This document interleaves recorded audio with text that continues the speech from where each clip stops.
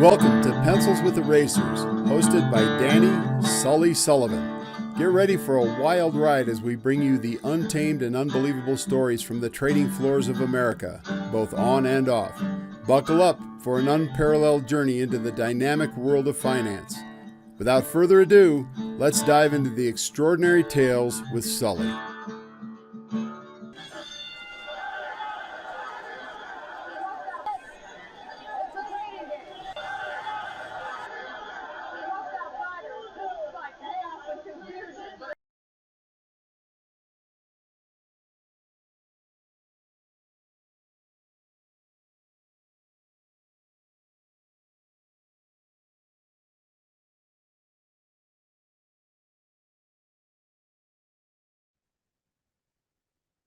Hello, everyone. Welcome to my podcast called Pencils with Erasers.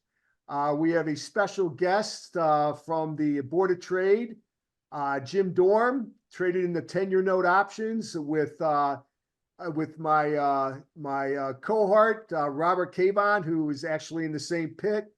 And get ready, buckle up. We're going to have some fun here and hear some crazy stories, we hope, and let's have some fun either way. So, Jim, why don't we start out? Just how'd you get in the business? It was a summer job that lasted, I don't know, like I'm still in it now. So it started in summer '89. I went to college, had a very undistinguished academic career. I had like a 2.5 average in literature. I got a job after a lot of interviews selling water heaters for a manufacturing company, which I wasn't digging. And I grew up in Pittsburgh, but I'll get into it later. My parents are both from the south side of Chicago, where there are a lot of floor people in Chicago came from. But a friend of mine from Pittsburgh, I was living with him in Chicago, working for this water heater company, and he was working down on the floor, and they were having a great time. And I was not. I was making a little bit more money, and you could get a job down there easily as a runner, which Bob mentioned. He started the same way. And that's kind of the low of the low. You're taking order tickets from the desk that a phone clerk writes down. You take them into the pit. You try to get them to your broker. They'll fill the order, write on it, do the execution, write the details, the opposite side, and then they just throw it up. I was started in a very busy market in the grain room. And these guys would take the orders and just drop them on the floor. And then you'd have to dig through them later, or actually, get down on your hands and knees underneath them. One guy, I got to know him later in life, but he was a big broker in the wheat pit. And there was one time I had a big order, it was a 500 lot. Somebody said, get this in, that we need the details on it, get it back. So he fills it, drops it. I go to look at it. He's stepping on it. I reach down, tap him on the ankle, and look up at him and say, Mr. Good, that's my fill. And he goes, don't you ever fucking touch me again. I don't give a fuck. You know, put your hands on. So he eventually moved, and I got it, but it was funny, and got it back. It was reported at this time. What's that? How were you? How old? I was 23, maybe. Okay. And how long were you working on the floor when that happened? That was probably within a month.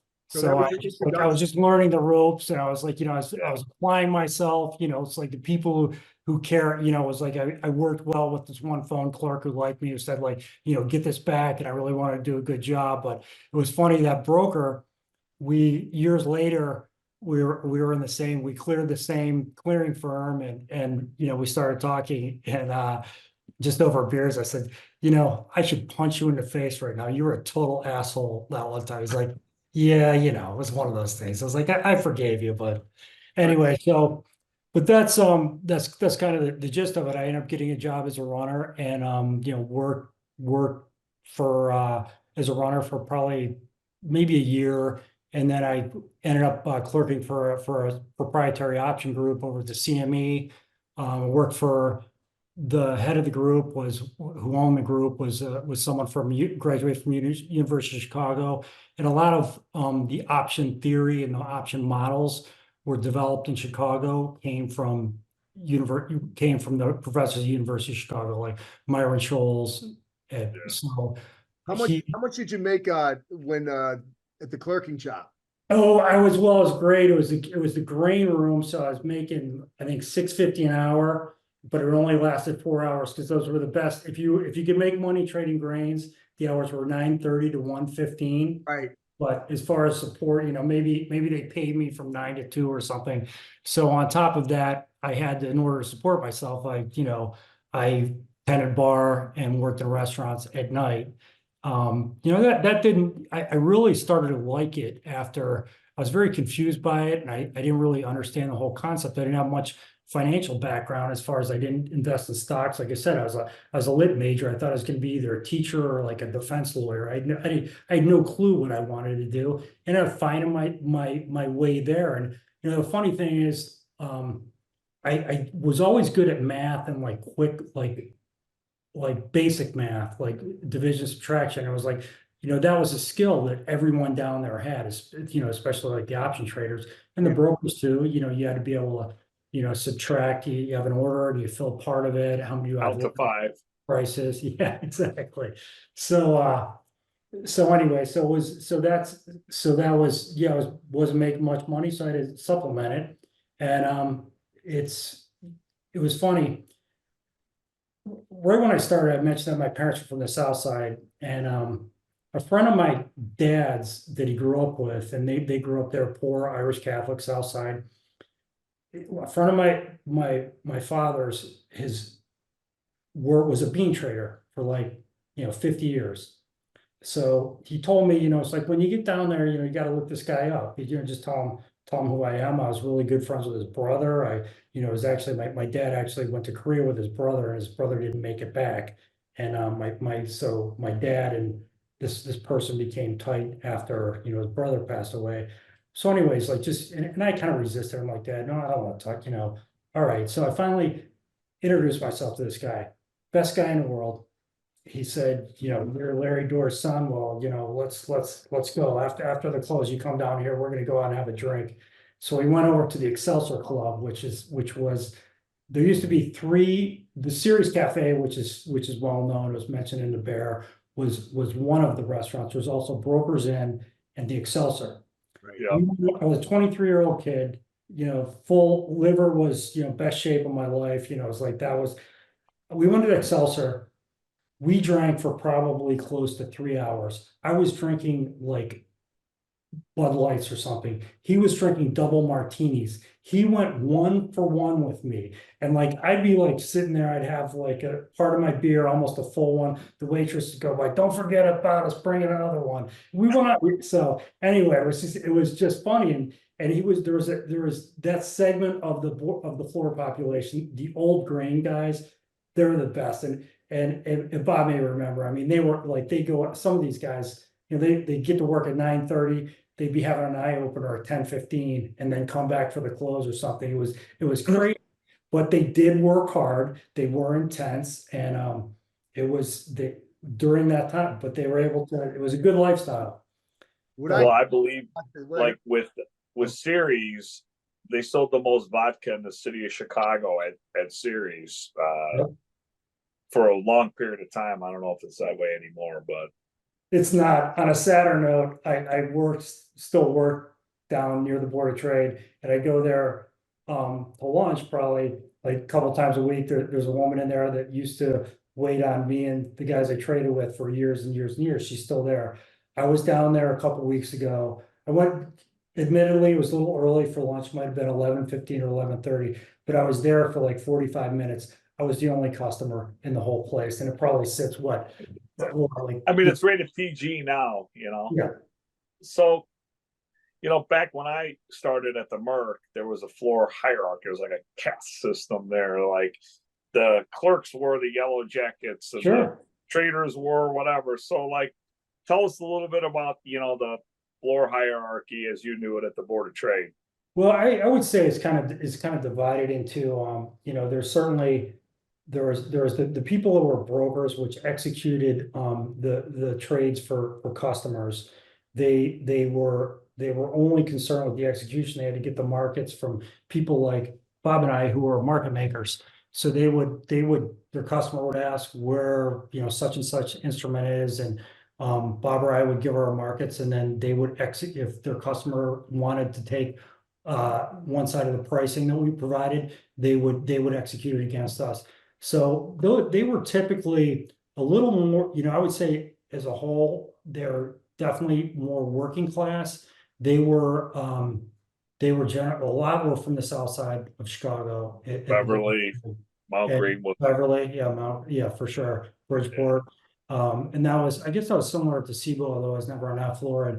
And Bob, I was over at the MERC too, and I think, there were a few, it was a little bit different of makeup, but similar.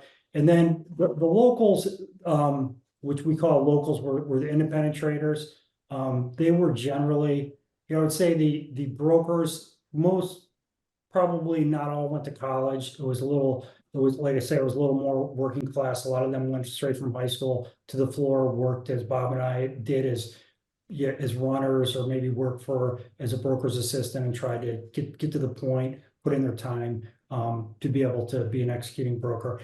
The locals, the independent traders were, I would say, by measure, more educated. We did have, it was a wide swath of people. You had people, I was very mediocre, but generally in life, I think if you're, relatively intelligent, you work hard, you get along with people, you accomplish things. And I would say there were a lot of, there were a lot of, people similar to me. There was also a lot of people with much better educations.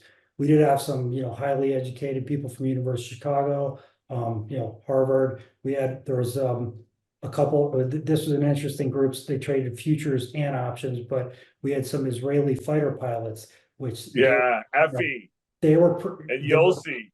They were badass. It's like, if you're going to do that, that's the best. Effie one time said, since you brought up his name, this is a funny story. Someone asked him about, well, that's pretty impressive. You're a fighter pilot, Israeli fighter pilot. And he said, with his heavy Israeli accent, he's like, yeah, kind of, but I can't do the accent, but he said, we're in an easy conference, saying like, equating it to like, we're playing in the, big sky or something. We're a great team. But anyway, I thought, but there were, and it's interesting because I found myself, like, when you trade, it's a lot of times, and Bob was definitely good at like getting out of things. Like I noticed that about him. If something wasn't going his way, he would get out. And that's what I think I also that was a strength in my trading. And with some of I saw a lot of people, a couple guys from like the Harvard or Yale that weren't good because they'd always been right their whole life. They were right on the SAT, they were right at school, they did everything right. But you know what? If they bought some options and they went in their face, they were like, well, I bought them. It seemed to me anyway. So that was kind of interesting. So what you're saying, they just the pressure wasn't they couldn't handle the pressure. I don't think they could handle being wrong. I mean, it was more or less like everything they had done had been correct. Like no matter what you do, no matter how many if you're right 51% of the time, it's huge. Right. So you got to manage that side of the trading, and those people. I mean, I won't say it might have been arrogance. It might have just been like, okay, I analyzed this properly, and it should have gone my way, but it will go my way eventually, but it's not, because the market punishes arrogance and stupidity. So that was one sector I would say, like, now we get further down the road after the say the brokers and the locals are pretty much the two biggest. I say they're I'm not going to say the most important, but for the trading was the brokers and the locals. And then, there's clerks, a lot of clerical people, a lot of people that want to work their way up to either be locals or brokers. Then there's exchange employees, which, which we reported the trades to. Quick question, Joe. What, with yourself now, what was the biggest error that if you had one, that you made? And if there isn't, Oh, no, I mean, I could tell you one, it wasn't necessarily an error. Well, sure, if one of the errors we had as a group, this is the biggest one. And it was actually only ended up being, I think, 700 grand. And it was a huge relief because it happened after the financial crisis or during the financial crisis, 2000, I think it was 2008. Right. We had my group, I eventually, after working for this option group and trading, I left and started a group with a couple other guys, and we traded the yield curve. And there was one time we had a bond position on where we were about 7 ticks off the strike price at expiration. So we didn't think some options were going to get assigned and they did. So we were assigned on some. We were assigned on some options, and we had about 1,500 bonds to sell, and we didn't find it out until Saturday morning. I was actually at Chuck E. Cheese at my son's, he was like my youngest But son that's was common, like they 4 tell you years the old next at the day. time. What's that? They tell you the next day, you know what I mean? Like, Yes, but it was on a Saturday, so we Right, didn't, so I'm we. laughing. you gotta worry about it We for a started whole off the day. strike, we didn't think we were gonna get assigned, so we found out we had like 1,500 bonds to sell on Sunday night when we came in. Now, the bond futures at that time, the bonds used to be the deepest pit at the exchange. And because of what was going on in the financial crisis, it was like 2 up. So when I heard we had to sell 1,500 bonds, I was like, okay, after thinking I was gonna, throw up, I thought like this could be literally like we could get out of this like 4 points below. So we ended up, me and my 2 partners, we went down to our office all early. We kind of all like went in our own separate corner just because no one was placing blame. It was just something that happened. We were all just trying to deal with it our own way. And then market opened up and it opened a little bit lower. We started selling and we ended up selling it only about, I think the lowest future we sold was like, 20 ticks below the strike. And we went after that, it was a lot of money, but it was a huge relief. That was like probably, that was an error. You could consider it like we didn't get out of the options that we should have at expiration. And we had to deal with it afterwards. So that was probably that was a pretty painful error, but it didn't end up being nearly as bad as I thought it would be. There's another time, I think during that, after the quantitative easing, started going on, I think we dropped like, close to 2 mil one day. But it was money that we made prior, which, which makes it a little better, but that sucked. And the funniest error, this when I first started trading, like, I made, I think it was my second year, I made maybe $120,000. And I bought and instead of, I was still living very frugally. My rent was $180. We lived on me and my 2 roommates lived on an apartment on the L north of Addison. And it was just cheap and kind of grungy, but I was still living very frugally. But after I got my bonus, I decided I wanted to take all of it and put it into a ComC, which was which is a trading membership. And I paid, I think, like $60,000 for it. I was like, I made literally my bonus was 62 and I put it all in the ComC. A few months after that, I'm trading in the corn options. It's Friday afternoon. I make a trade with a broker. It was 1-to-1. I go to sell 50 corn futures and bottom or whatever. And I'm going through my prelim, check my trades after the close. And this is an out trade with this guy. So I try to get a hold of him. I end up calling him at his summer place. And he's like, I didn't do that trade with you. I don't know what you're talking about. And I did see that my acronym was written on the ticket, which came into play later. But it's the end of June. It's like 90 degrees. And that's when the grains can just it's a weather market at that point. So I'm naked short 50 corn futures, which is, 250,000 bushels of corn, or wait, yeah, Yeah. 200,000 bushels of corn. So I have 50 short futures over the weekend. It's blazing hot. I went golfing with a bunch of guys the next day from the floor, who only a couple of them knew I had an out trade that I was very worried about. We're playing at this golf course, which backs up to like a soybean field and cornfield. And like one of the guys, unbeknownst to him, I'm just over there dying. It's like, God damn, look at those soybeans. You could just see them. They're just cringing. It's 92. They'll just look like they're dying. I mean, they're not getting, this is brutal. I mean, it just kept going on. I finally just, like I said, like it like goes on like the 8th hole. I was like, I'm out. I just got to get the fuck out of here. So anyway, I'm scared the whole weekend.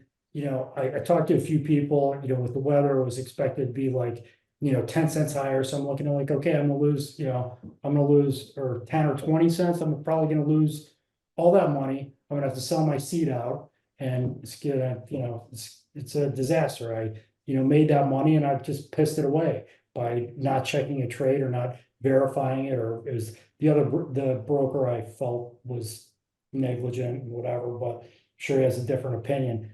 But anyway, so next day is Monday. I'm going in to take my lumps. It's called 10 cents higher, 12 to 14. I'm thinking, okay, this is gonna suck, but won't be. It's not the end of the world. I will live to fight again. All of a sudden, about 9:20, there's some clouds in Iowa or something, and it's only 7 cents higher. And then there's clouds and raining in Nebraska, and all of a sudden it's opening 2 and it's unchanged. And then by all this shit, it ends up open 12 cents lower. So I end up making like $25,000 when I thought I was gonna, die the whole weekend. So that was a tough one. Close were you to getting out? I mean, were you just literally like seconds away? I was almost going to exercise the strike price above it to get out. Like I considered that on like when I found out about it. I was considering, because at that point you could still exercise an option like Saturday morning, and I considered doing that, and luckily I did not, because I would have ripped my hair out. But that was tough to deal with, and the person that I had this lack of communication out trade with, my acronym, my 3-letter code was on the order. I saw it, but I think he traded it all with me, but forgot about it and refilled it, and it was funny. Usually the integrity was pretty high down there, but that guy totally decayed, which is, I don't know, it's yours, you didn't check it with me, I don't owe you anything, I'm not splitting it with you. He was full Friday afternoon from his lake house, he's like, you're screwed, I hope it's not too bad. But a couple days later, he's like, yeah, I think you should probably split that with me, because you probably would have taken me to arbitration for it. And I said, yeah, you're right, but I'm not splitting it with you, and I would have, certainly if he would have, taken his responsibility. So anyway, those are probably the big ones that I had the big stress. Okay, cool. Robert, do you have a question or? Yeah, so I see that you met your at one time significant other on the floor. Yeah, oh yeah, she was my first wife. I've on to number 2. But my first wife I did meet on the floor, and it was she clerked for an option firm, down there. She was key punched, and roughly the same age, and we got to know one another, and we ended up getting married, and having a few kids. And I've discussed this with a few people before. It was an interesting perspective, because she was African American, and I was, I got to be, because of that, because of she was accurate in her description. It was certainly her perception. She felt like there was a lot of racism on the floor, whether it be overt or subtle, whatever. And when you look at the floor, and this is a description, my niece who clerked for me one summer, she works for a high frequency firm, being very smart. But her description of the floor after her first day, I asked her, so what do you think of it down there? And she said, I never saw so many bald white men in the same room. And, you know, when you think about that, it's like everyone, there were very few people of color, African Americans, that there were traders or brokers. The majority of the ones that were on the floor either worked for the exchange as pit reporters or were in a clerical role. And I think, you know, I think about that and it's like, look, I wasn't lighting the world on fire academically, you know, I worked hard, everyone works hard. But I was able to, you know, after a relatively short period of time clerking down there, I was able to get a membership. And I'm not sure that I don't think that opportunity would have been offered to, you know, a lot of people of color. And when I look back on it, the reason why is because, you know, I may not have grown up on the South Side, but I have plenty of roots down there. I had my parents were both families of 7. I have 55 first cousins that live probably within, the majority of them live within 4 or 5 miles of Midway Airport. So a lot of them, you know, there were some, you know, people that knew my cousins, that knew my aunts and uncles. So I think that probably helped me, you know, overall, whether it be getting a trade or just being, you know, fitting in, because everybody who walks in that place, you feel out of place. It's walking into a trading pit for the first time. It's hard as could be. And like walking in is, you know, maybe more culturally outside of that demographic, you know, it must have been completely difficult. There were a few African American traders, but you know, the ones that come to mind, you know, a couple Harvard, University of Michigan, you know, relatively, you know, So definitely many African Americans, that's for definitely sure. And you know, I also think it was, you know, there were women down there, and you know, I know, like, you know, I think, you know, guys like us, we were always, you know, we were certainly polite and respectful, and but overall, I mean, it's a locker room down there, man. It's like, oh yeah, you know, for just for like, you know, guys are, I mean, face it, we acted like we're 12 years old, you know. I mean, we're all packed in there like sardines, you know. I mean, it's like I would sit down, you know, sometimes you sit down on the, you know, one of the steps to read the paper or whatever when I was slow, you know, inevitably there's one person in particular, I hope he sees it because I'm still pissed at him. I talk to him, it's just, I'm just making light of this, but he would just, you know, all of a sudden I look up, his ass is in my face, he'd fart, like literally right in my face. And now it wasn't just me, there was all kinds of juvenile shit that would go on. oh Do yeah. you remember first name Andy? He would walk around, he would draw dicks. Like you'd be sitting there with, you know, maybe a newspaper or magazine, he was standing up. I mean, I was never a big fan of that. And there's a dick.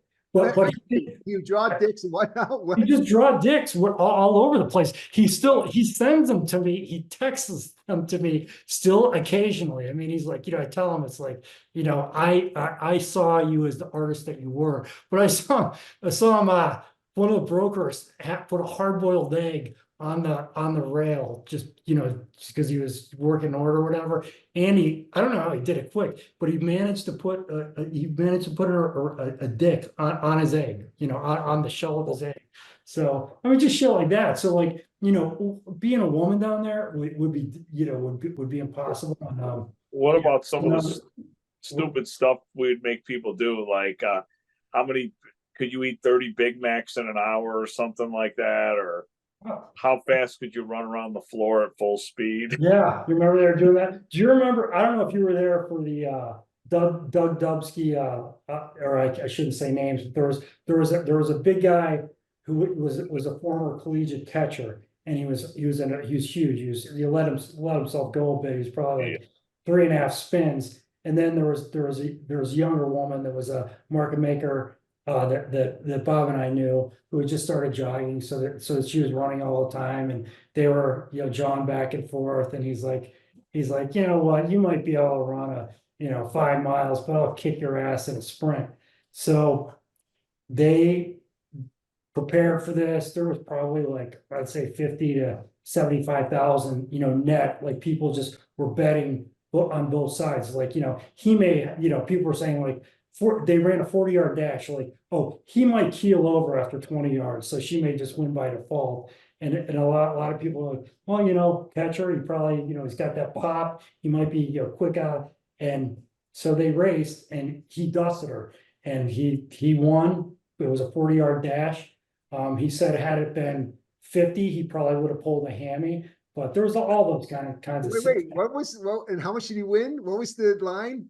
Well, I don't know, I mean, the thing that happened, and I think Bob mentioned this on another one, was like, someone would make like a kind of a stupid human bet, be like, me and Bob would like, say, just for instance, we would, bet on who could eat the most Big Macs. And like, it was the side bets of the observer from the peanut gallery where the big money accumulated. It wasn't necessarily like, we might bet, $500, but, other people would be like, what, Yeah. Yeah, they had one bet. I remember one of the guys who played basketball in Illinois, Lucas, I can't think of his last name, but there were two other guys. Oh, yeah, when he played, I know exactly. What's his name? Lucas, I can't think of it, but he was a good player for Illinois, but it was more of like a power forward type. And these two guys were like, oh, we'll beat you in basketball, us two against you. And then the one guy got real cocky. He's like, I'll do 2-1. I'll give 2-1 to anyone that wants him. And I was like, sold. I made it. So like thousands and thousands of dollars are being bet back and forth. So they had the match over at the Union League Club. Yeah. And I had quite a bit of money on this. So I'm like, I better hurry up and get up there and see how this game goes. You never know. I come down and like the match is, they're coming down the stairs. I'm like, what happened? They're like, oh no, Lucas won 21-0. And it was actually on ESPN. Like it's still on YouTube, the match. It was just so funny. Like you see this young, like 25-year-old ex-Illinois guy, like basically dunking, hitting threes. And like you got, I don't want to mention names, but Chad and me and you defending them. Yeah. It was fun. There were a lot of food bets too, like the broker sandwich, who could eat them. How much did you win? I think I won a couple $1,000. Oh, okay, I thought it was more. Okay. Good. Yeah, but there was a lot. Like, I mean, it was like the guy gave me odds, and then like, and then I gave some to Lucas. I was pretty confident, but there was a good amount of money. That place was actually like the original DraftKings, like because there were a lot of good bets. Like there was one year, Kerry Wood was pitching, I think it was in between injuries, but it was like Tiger Woods tournament wins versus Kerry. Right. Yeah, you're right. Pitching wins. So there was a lot of that stuff that went on, and there was like everything, people bet on everything. To this day. Oh, wait, you know what the best one was, Jim? I'm sorry to interrupt. Like the best one, before I forget, is the death pool. Oh, yeah. That was the death pool. Yeah. The death pool. Like, at time you had like, what's his name? Who was the guy with the smoking the cigar? Your brother was in the death pool. I never played that. You never did? No, I didn't do that. I had no problem with it. I still try to play it, and people out in the outside world are like, like there were some people that we knew. It wasn't like just celebrities, like right. Yeah. Some idiot. Exactly. Oh, really? He's smoking again. I'm drafting him. There were some that ended up really passing away, like yeah. No, it was I'll tell you what, it was tough. Luckily, I think Bob and myself were able to there was a lot of substance abuse, and there were a lot of addiction issues. I think, kind of the demographic, it's like, look, we're all, I mean, people that are listening to this conversation can probably sense it. Like we're all kind of ADHD or ADD. It's like, that was a place where you could live in the moment. Like all you had to do was think about the market, think about the bid ask, think about what you did, watch, you could kind of like, zone out to the rest of the world while you're there. And we also, the hours, attracted, we could get done, 2:00. We had a lot of free time too. I mean, you could, more time I took off, and that lends itself to like, and a lot of money and a lot of bars around and a lot of people to party with. And, we lost a few of them for sure. And one recently, kind of hit me hard. It was just really sad. So I hate that part of it because there were a lot of good people. Yeah, definitely. And when you talk about like the substance and the drugs, like you and I were, like it was kind of like high school, like there was a clique of people that did that, and like you and I didn't identify with that. So I don't think you and I really saw all that much of that type of stuff. No, I Like mean, when you went outside, like you could hear people cutting up rails on on top of the but toilet I mean, like paper dispensers in the bathroom, and we saw it. We knew it was there. We didn't we necessarily. knew it was there, but we weren't part of that clique. Like they knew that, like it's not like they didn't like us, but they didn't include us in on stuff like that. Or like when you went outside and you'd see all the guys that smoked, like it didn't matter if they would all go stand outside and smoke, and like they had their own little fraternity of smokers that like you and I were never part of. You know what I mean? Like it was definitely like that. But What I would notice is just how someone would be acting in the morning, and then depending on the individual, if they like doing it in the like late morning or say in the mid morning, maybe after lunch, how the like outies would change. How they would just get more aggressive and more. I wouldn't say more loud, just more aggressive, talkative. Yeah, you see somebody hung over at the death, like looking like they're gonna pass out, and then an hour later they're, so yeah. That's a bit of a tell, I would say. But yeah, I would say that's that. I do think it did attract like that. I think whatever, it is addictive. I mean, markets are addictive, and like I think that's probably an addiction I have. I mean, what I do now is like, I didn't really go into that, but I do like when I left the floor, it wasn't really necessarily by choice. It was just I just wasn't able to make money. I think like the way volatility got very low. You get to you reach an age, and Bob may agree or disagree with this, but sometimes having a long frame of reference or memory or experience a lot of different market events, you nothing is out of the ordinary. It's like when you're trading, you hope there's these little market aberrations. Maybe it goes up a little further, and you can sell it and think it's gonna go back down, or it's gonna go a little bit lower. You'll buy it, but some of the stuff, 9/11, long-term capital, so the financial crisis, everything that happened, you think anything could. So it's hard to want to take risk. And I think, I had kids, and I had a lot of bills, and had a lifestyle, and I wanted to hold on to what I had. But so I just had to kind of make a pivot. Let me ask you this, Jim.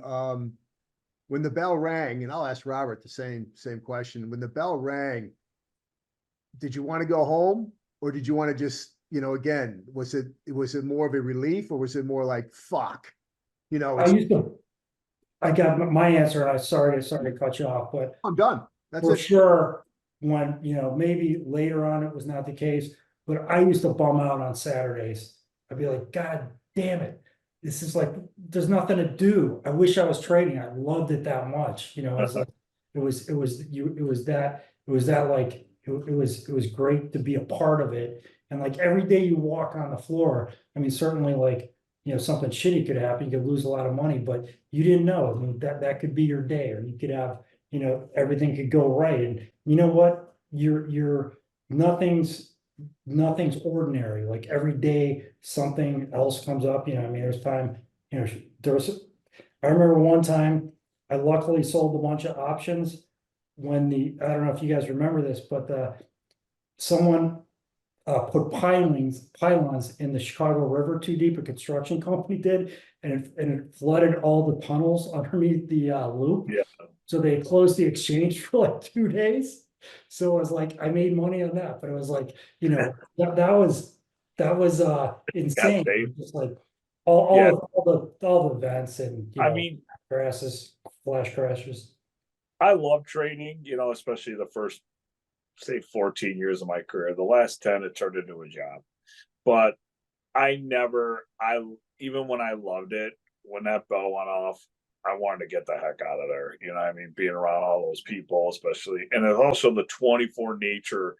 You know, we weren't like a lot of the other guys at 2 o'clock, they stop. I mean, you go back up to the office, you're checking your risk runs, you know, you had exposure overnight, you're thinking about it. So like when the day was done, I wanted to go. I didn't even want to go to the nightlife around there unless, you know, I was kind of obligated to. So I was different. I wanted to go away and get away from it. Right.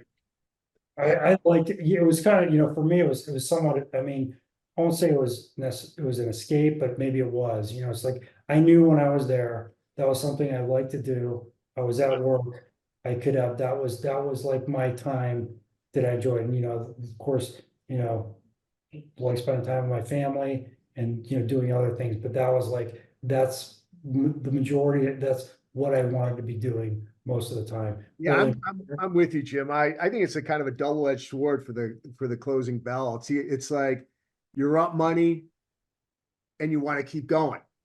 You're down money, you got to make it up. Want to get it back. So you don't, you know, again, that's how the bell. If I was up money or down money, I'm like, you know, it's almost like the same emotion, if that makes sense at all. You know, I wanted to make more, but I had to, and then the other side, I wanted to make it back. And then, you know, Jim, I totally relate to you with the weekend. Same thing with holidays with me. I would, you know, like, fuck, man, you know, we'll get off for 4th of July or Christmas or something like that. You know, I would just not like when the markets were closed. I would rather be trading than, you know, spending time with my kid. It's just different now, you know, it's like and you know, when we were in our like early heyday, when it was now there's so much access to other markets.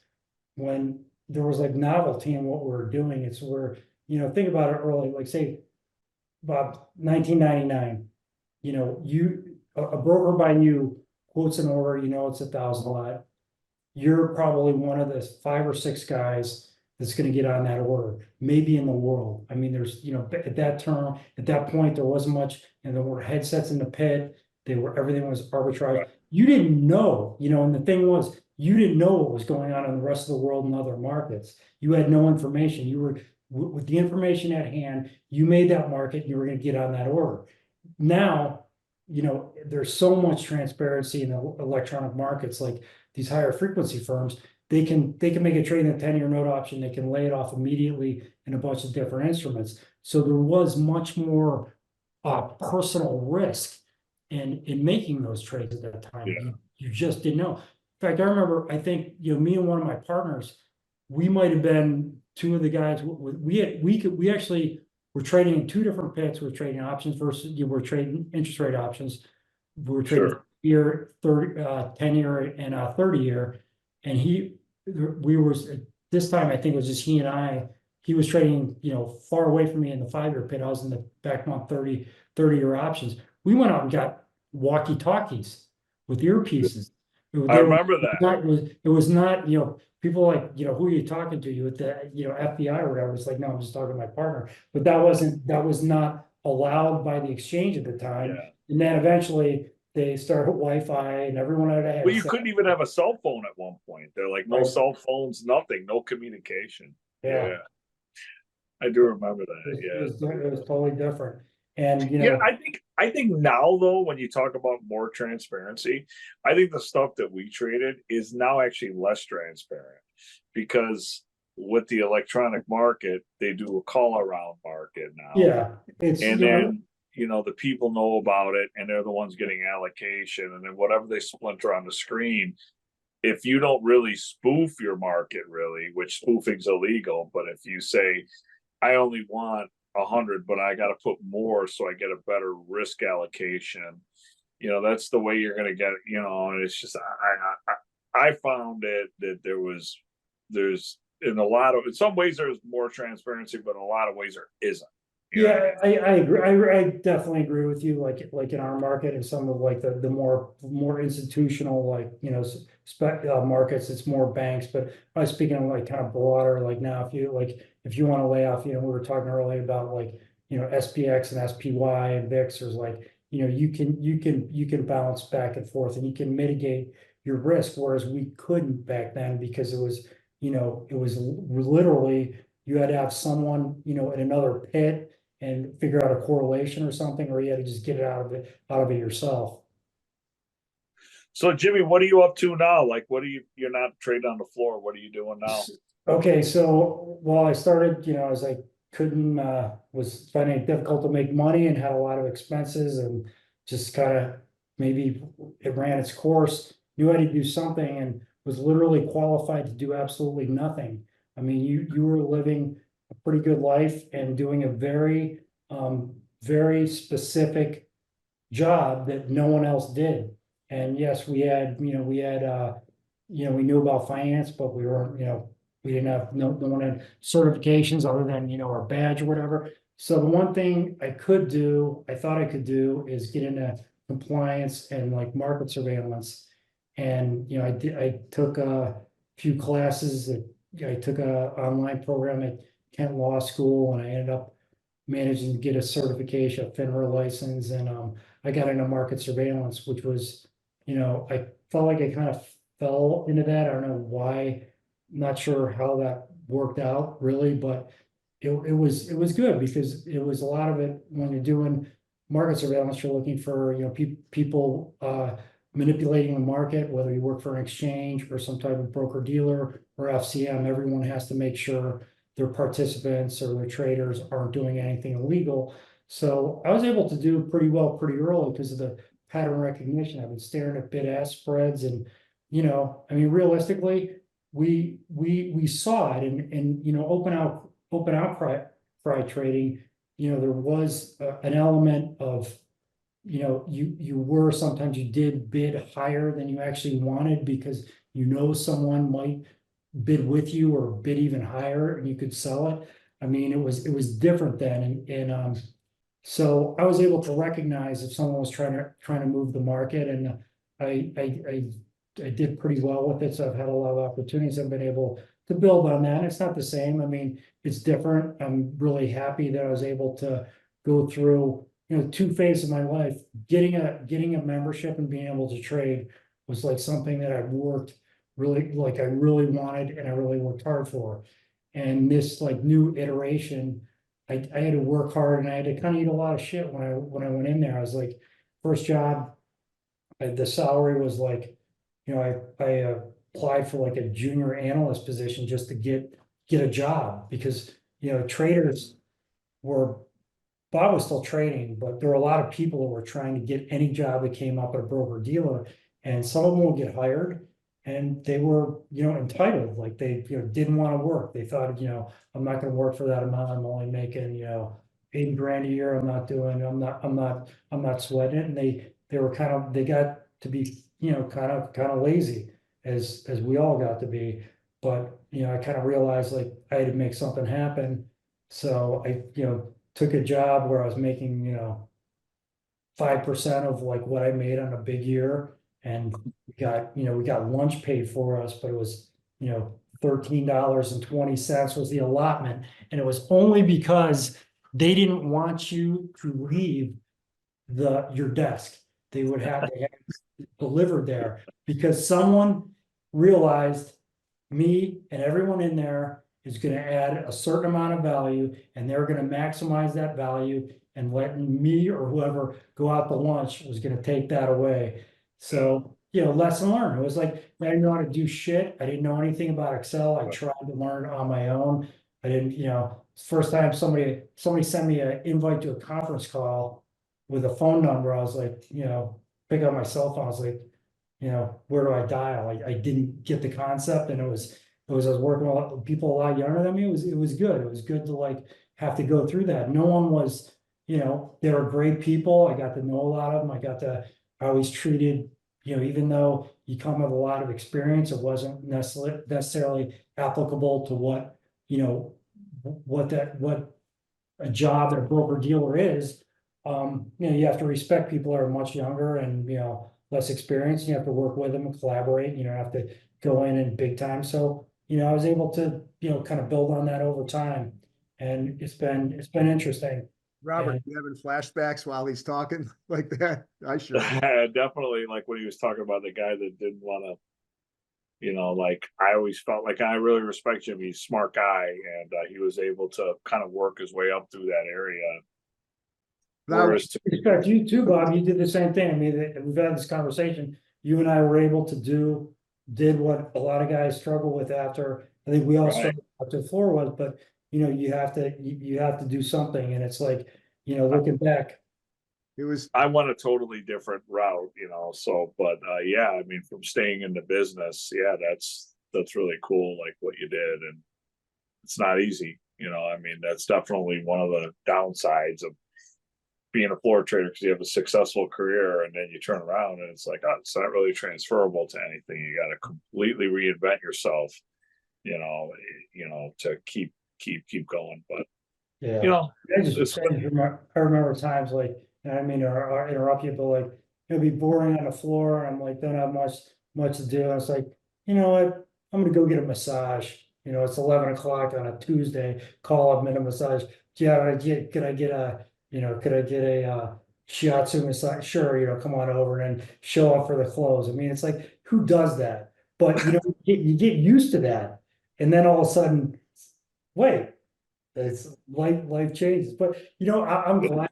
I'm actually, looking back on it. Yeah, I wish I would have it would have stayed good. It would be great, and wish I was making the amount of money. But overall, I'm glad the way it turned out. It makes those memories all the more all the better. It's like, yeah, right. you But know, nowadays, like back when we were there, like that was one of the few ways where you can make a lot of money. Now there's so many different avenues that you could go in, like, where, back when we were kids, the plumber didn't make a whole lot of money. right. Now plumbers are driving Ferraris, you know what I mean? Like there's so many ways, but well, here, let's wrap this up. And Jim, I'll ask you this. Would you do it all over again? Oh, in a second, I would definitely, I would do some things differently. And I think, I think one of the things I think I would have done, I would have made more money had I not thought that it was a fluke that I made what I had. Like, I mean, you work hard, you do it, you get the gist of it, but I didn't necessarily trust that it was for real. So like that holds you back a little bit. And also, having a family, which, there's no regrets about that at all. But you have, when you got mouths to feed, you can't really put your nuts on the line, when it's like the 10 seconds before unemployment and, somebody bid to straddle 5 ticks higher and you want to take them all out. That was hard to do. So yeah, I'd do it all over in a second. Cool. Anything else, Robert? You want to add or? I mean, I probably would have done. I don't know if I'd do it all again in a second, but it's the path I took, and it went the way. It had a lot of good and bad. I probably would have cut it off a lot sooner, than staying around and kind of seeing that. I mean, I believe that I could have made. I believe I believe I could have made a lot of money doing a lot of different things. You know what I mean? So I think that, but I did enjoy most of my career. That's funny. I mean, I think, and that's like, it's just a difference of opinion. I mean, I think you probably could have done well either.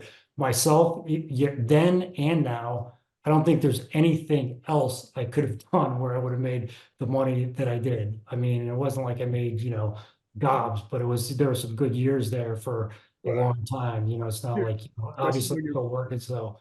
Especially when you're paying $180 a month. Oh yeah, I was independently wealthy. That was the wealthiest I've ever felt, other than when I cut 20 lawns in high school and I was killing it. Okay, guys. Well, Jim, thanks, man. Thank you, man. It's a blast. Hey, thank Good you, talking to Danny. you guys. And again, to all the viewers, there's going to be lots of viewers hoping one day down the road, but we'll be back with another guest. We're going to keep this going. And I have one last question. Sure. I'm sorry to interrupt, but if you decide to have the Robert Cave on, is it going to be Ray Romano or George Clooney? I mean, it's gotta be tough. I'll go with Romano. Oh, come on, Clooney, come on. Okay, guys. Okay. Just really thanks and great show. Great Yeah, show. this was a blast. Enjoy Okay, talking guys. to you guys. Thanks a lot, Jimmy. Okay, take care. Good seeing you Later, guys. Jim. Message from Daniel Sullivan, CEO at Mogator Media Capital. At Mogator Media Capital, we are dedicated to transforming creative and financial dreams into reality. With a deep understanding of both finance and storytelling, we excel at financial investment and crafting compelling narratives. If you have an idea centered on wealth, money, or anything financial, we want to hear from you. If you're interested in investing in a unique entertainment business model, we want to talk to you. Our approach is distinct. With strong relationships with top production companies, always seeking the next Wolf of Wall Street, MMC exclusively focuses on financial genres, making us the go-to destination for your ideas and investments. When it comes to financial content, we're the ones who can bring your concepts to life. On the financial side, we know how to grow your investments in the entertainment market. Our business plan guarantees a risk-free investment with a guaranteed premium. Sound too good to be true? Let us prove it to you.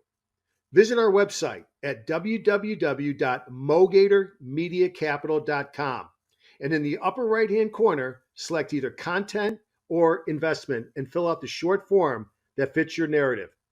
Join us at MMC, where finance becomes the star of the show.